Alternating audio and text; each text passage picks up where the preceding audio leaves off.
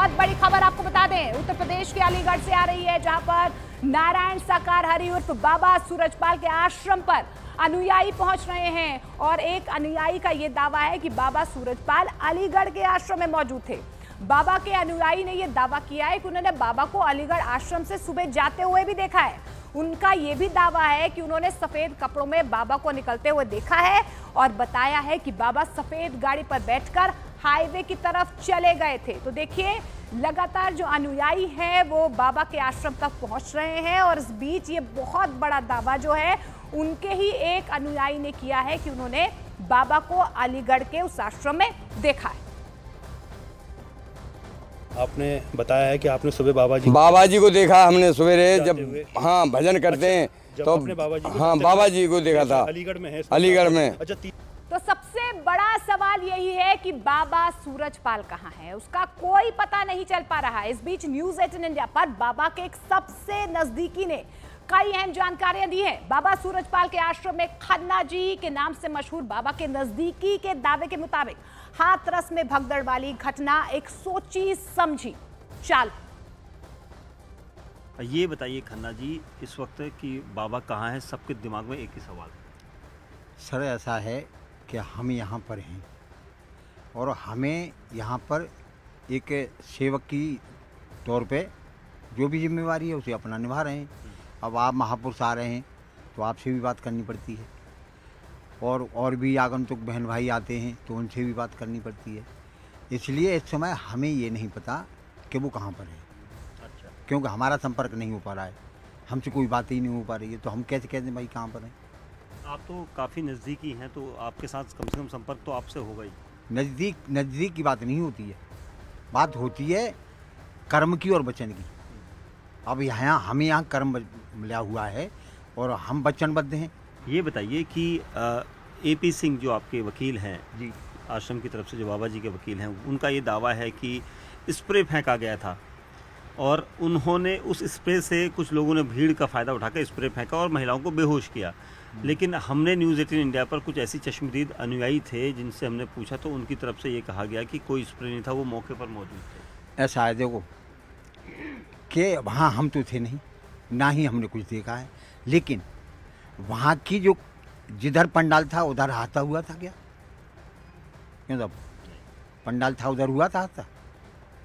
किधर हुआ था? नहीं हुआ था, जब बाबा जी जा रहे थे उनकी धूल की पंडाल जिधर था उधर हाथा हुआ कि दूसरी साइड में? दूसरी तरफ हुआ है, बताएं। दूसरी तरफ हुआ है। अब हादसा दूसरी तरफ हुआ, पंडाल की तरफ तो नहीं हुआ है? पंडाल की तरफ हादसा होता उसमें और दूसरी तरफ हादसा हुआ, इसमें बहुत बड़ा फर्क है। ये काफ़ी कितने बड़े एरिया में है ये? हाँ, ये कितनी बड़ी एरिया में है और कितने हम और आप बैठे हैं ना इस महल को कैद करें। ये क्या है? कितने बड़े एरिया में ये महल है? ये देखो ना क्या है ये तो हम तो एक चौकी में बैठे एक छोटी सी झोंपड़ी में बैठे हैं। झोपड़ी के पीछे तो महल है पूरा। महल है, चद्दर पड़ी हुई, टीन पड़ी है, टीन पड़ी है ना, ये सामने चद्दर पड़ी है। देखो ये महल कहाँ है? ये बाबा जी का एक प्रसाद जिसे खीर कहते थे, ये कहा जाता कि बाबा जी और माता जी को नहलाकर उनका दूध जो होता है उससे दूध से ही खीर बनती थी और वो प्रसाद के रूप में माना जाता है। अब वो क्यों नहीं बनता है? ऐसा है साहब, हमने तो देखा नहीं 24 साल में। उससे पहले अगर कोई किसी ने देखा होगा तो वो पड़ोस वाले अपना दूध लाया करते होंगे, जो ये आरोप लगाते हैं ना, वो शायद दूध लाते होंगे और दूध ला के उन्हें नहलाते होंगे, तब खीर बना के खाते होंगे वो लोग। तो हाथरस में भगदड़ के बाद हुई 121 लोगों की मौत के बाद से ही सरकार एक्शन में है, पर SIT की जांच रिपोर्ट शासन को भेजी जा चुकी है। सरकार का दावा है कि दोषियों पर कड़ी कार्रवाई की जाएगी। वहीं हाथरस जिले बंगला जिला अस्पताल पहुंचे आज समाजवादी पार्टी के नेता और नगीना से लोकसभा सांसद चंद्रशेखर ने इसे पुलिस और सरकार की नाकामी करार दिया है। की घटना गंभीर है। माननीय मुख्यमंत्री जी ने एक आयोग भी गठित कर दिया है।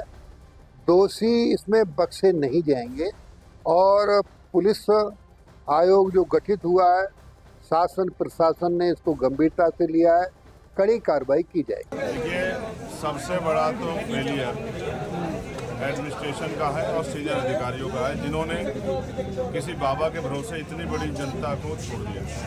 जैसा मुझे अभी बताया गया कि भाई बाबा के सत्संग में कोई अंदर नहीं जा सकता, अंदर वो अपनी व्यवस्था रखते हैं। ये समझना पड़ेगा कि लोकतांत्रिक देश है और लॉ एंड ऑर्डर की जिम्मेदारी पुलिस और एडमिनिस्ट्रेशन की। बाबा को किसका संरक्षण प्राप्त है? के भरोसे नहीं छोड़ा है। दूसरी बात, इस बात पे भी गौर करना पड़ेगा कि 80,000 लोगों की जिम्मेदारी में कितने लोगों की व्यवस्था लगाई। अगर 100 लोगों की, 50 लोगों की या 200 लोगों की लगाई गई तो ये पर्याप्त नहीं। तो LIU का इंटेलिजेंस का भी बहुत बड़ा फेलियर है। और हाथरस कांड में लोग मृत महिलाओं के जेवर चुराए जाने का भी आरोप लगा रहे हैं। भगदड़ की घटना में एक महिला की मौत के बाद उनके बेटे ने आरोप लगाया है कि उनकी मां के शरीर से सोने के जेवरात खींचकर निकाल लिए गए हैं। उनका आरोप है कि उनकी मां ने जो कुंडल कान में पहने थे उन्हें खींच लिया गया था। इतना ही नहीं, ये भी आरोप है कि बाकी गहने भी महिला के शरीर से चुरा लिए गए। भगदड़ में जख्मी एक महिला ने भी आरोप लगाते हुए ये कहा है कि उसके गहने पता नहीं किसने चुरा लिए। उन्होंने ये भी कहा कि बाबा को उस वक्त आना चाहिए था लेकिन वो नहीं आए।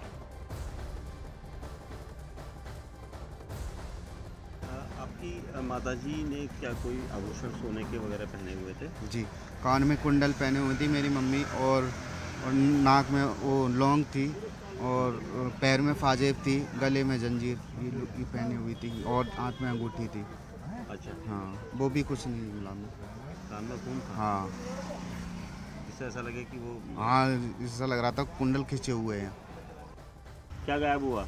देखो तोड़ियाँ में और बिछिया और देखो, और वो जो गले को तो पेंडल, गले का भी पेंडल तो सोने को।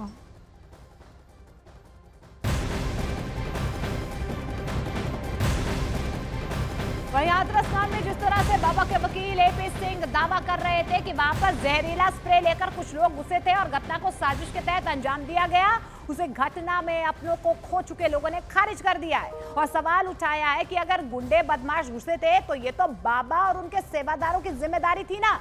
उनके साथ साथ एक और पीड़ित ने यह दावा किया है कि वहां से लोगों को समय पर सही तरीके से निकाला नहीं गया, नहीं तो और लोगों की जान बच सकती थी।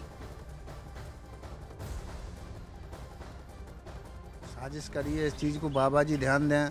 मान लो बाबा जी का फोर्स है, वो चीज़ ध्यान दें कि मतलब स्प्रे करिए, तो इस चीज़ का यह इंतजाम करना चाहिए कि अंदर घुसते कैसे आते हैं, उस चीज़ की एंट्री यानी गेट पे एंट्री होनी चाहिए है। जो बाहर से कोई लोग आए ऐसे, तो मान लो कोई भी आएगा, अब एक बम डाल दे, इतनी भीड़ होती है, बम डाल दे, कोई बम डाल के चला जाए तो फिर क्या होगा। व्यवस्था ही नहीं थी वहाँ पे, कोई नहीं एम्बुलेंस की व्यवस्था, ना पानी की व्यवस्था, ऐसी कोई व्यवस्था नहीं थी वहाँ पे। अगर ट्रीटमेंट अगर मिलता तो आधे लोग वहाँ पे बच सकते थे। जिनकी सांस चल रही है वो भी मर गए। बॉडियों को इस तरीके से ले जाया गया था, बहुत गंदी तरीके से, पिकअप में लाद के, एक पिकअप में कम से कम 30 और 20 बॉडी को ले गए लाद के। उधर राजस्थान के अलवर में बाबा सूरजपाल का एक और आश्रम है। ये वो आश्रम है जो उनकी पत्नी के नाम पर है। अलवर के सहजपुरा में बने इस आश्रम में अनुयायियों के आने का सिलसिला लगातार जारी है और वे बाबा सूरजपाल को गलत नहीं मानते हैं। अनुयायियों का ये कहना है कि सभी आरोप गलत है और बाबा खुद परमात्मा है। सूरजपाल जाटव उर्फ भोले बाबा उर्फ नारायण साकार हरि, उनका ये अलवर के खेड़ली के अंदर आश्रम है। ये तकरीबन 1.5 बीघा में फैला हुआ आश्रम है। यहाँ पर कोरोना काल के अंदर ये आए थे, 10 महीने रुके थे, उससे पहले लगातार आते रहे, लेकिन उसके बाद में भोले बाबा यहाँ नहीं आई। अभी आप देखिए कि यहाँ पर ये जो तस्वीर जो नज़र आ रही है आपको, झूमर लटक रही है, अलग तरीके का ये जो आश्रम है, यहीं पर चौकी कहते हैं कि यहाँ इस वक्त इस जगह पर बैठ करते थे सामने, और सामने यहाँ पर उनके श्रद्धालु भक्त होते थे। ये पूरे आश्रम को हम आपको अंदर से बताएंगे, तस्वीर फिर बात करेंगे। यहाँ पर उनके भक्त भी हैं। आप देखिए कि ये पहले तस्वीर दिखाते हैं आपको अंदर से। आप देखिए कि ये झूला है ना, ये आप देखिए कि इस पर झूला लगता था, झूले पे बैठते थे। लेकिन जहाँ पर मैं खड़ा हूँ, ये नारायण हरि का खुद का कमरा है। और आप देखिए कि इसकी तस्वीर देख लीजिए एक बार। ये बता देते हैं, ये तस्वीरों में आप देख सकते हैं कि एक बड़ी चेयर है, इसके साथ में गेस्ट के बैठने के लिए और 2 बेड लगे हुए हैं।